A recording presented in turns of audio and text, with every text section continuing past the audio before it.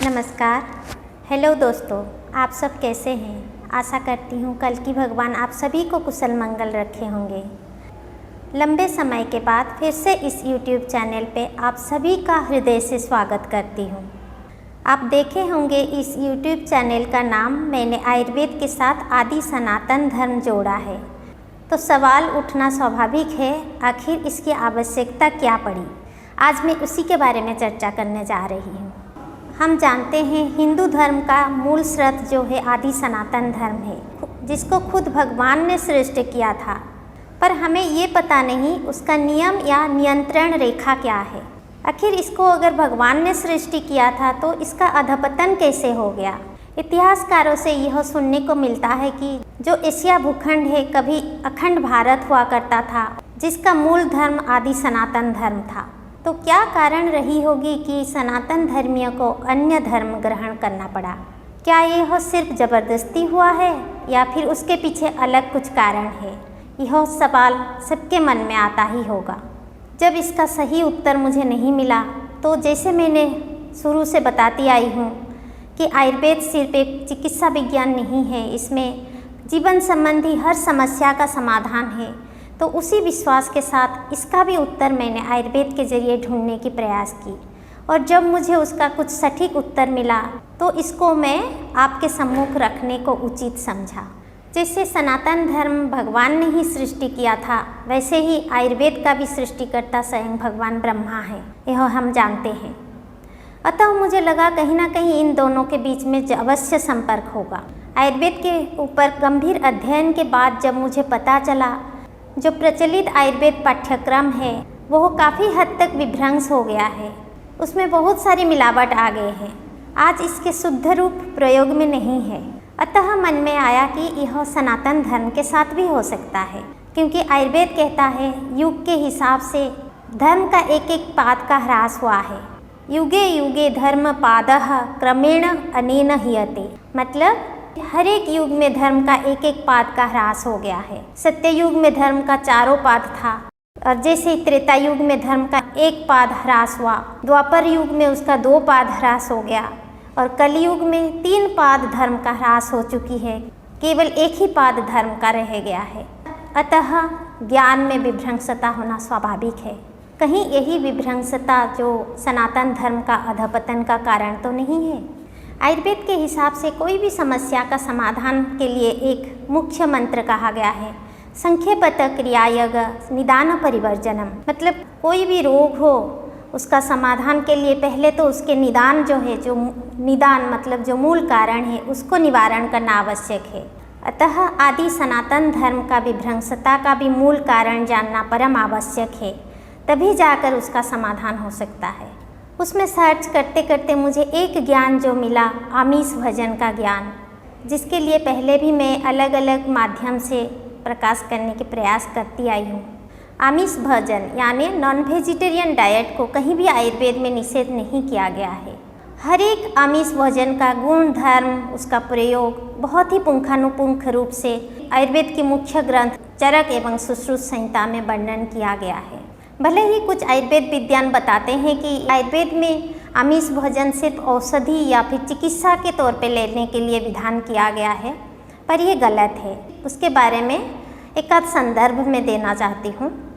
चरक संहिता में जहाँ नित्य सेवनीय द्रव्य का वर्णन किया गया है, वहीं पर जांगल मांस का भी वर्णन आया है। जैसे कि षष्टिकंसाली मुद्गाश्च सैंधव आमल के यवान अंतरिक्ष पय सर्पी जांगलन मधुचभ्य से, तो यहाँ जांगल शब्द जो जांगल मांस के लिए ही आया है।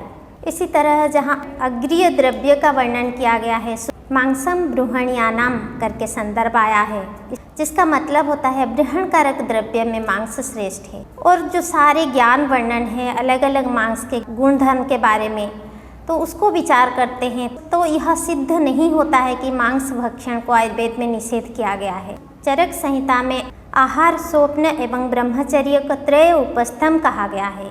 मतलब ये शरीर के 3 उपस्तंभ हैं। आहार का प्राधान्य हम शरीर के लिए जानते हैं।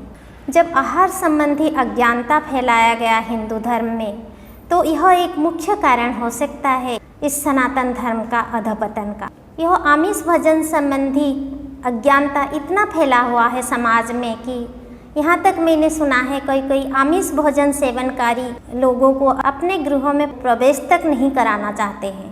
इस आमिष भोजन के बारे में और थोड़ा कुछ विश्लेषण में करना चाहती हूँ।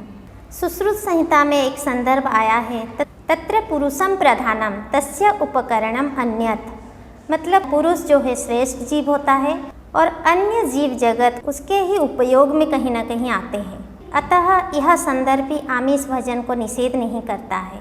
ऐसे तो हमारे धर्म शास्त्र बताता है मनुष्य अपने कर्म के हिसाब से अधः जनी यानी निकृष्ट जनी में प्रवेश करता है, और हम ये भी जानते हैं आत्मा कभी मरता नहीं है। अतः शरीर से आत्मा निकलने के बाद वो मृत शरीर तो पंचमहाभौतिक ही रह जाता है। हमारा शरीर पंचभौतिक है और उसको पोषण के लिए पंचभौतिक आहार की आवश्यकता होती, तो उसमें आत्मा बीच में कहाँ से आ गया। और थोड़ा डेप्थ में विचार करें तो आयुर्वेद में व्यर्थ कर्म को अधर्म के दायरे पे लिया गया है, क्योंकि जहाँ चिकित्सक को चिकित्सा का नियम बताया गया है वहाँ यह कहा गया है कि व्यर्थ शाकुनिक पतित पापकारिणाम च न प्रतिकर्तव्य, मतलब उनको चिकित्सा नहीं करना चाहिए। तो यहाँ पर व्यर्थ एवं शाकुनिक मतलब जो चिड़मार या फिर जो पशु का वध करते हैं अपने शोक को मिटाने के लिए, उनको व्यर्थ कहा जाता है। तो उनको पाप के दायरे पे लिया गया है, इसीलिए उनका चिकित्सक को चिकित्सा करने तक भी निषेध किया गया है। और एक बात विचार करते हैं, आयुर्वेद में प्रकृति का निर्णय जन्म समय से ही हो जाता है। भगवत गीता में प्रकृति के साथ आहार संबंधी जो ज्ञान का संदर्भ आया है उसके तौर पे बताया जाता है कि जैसे अन्न वैसे मन।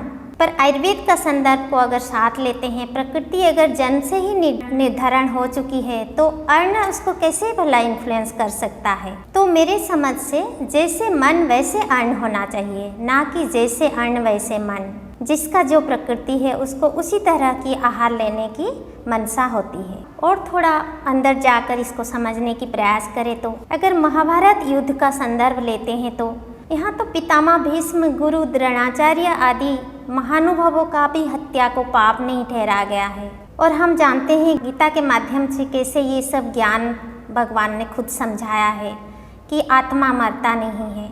अर्जुन के विषाद भाव से उभरने के लिए भगवान ने सारा ज्ञान वर्णन किया है। क्या हम वो सब भूल गए हैं?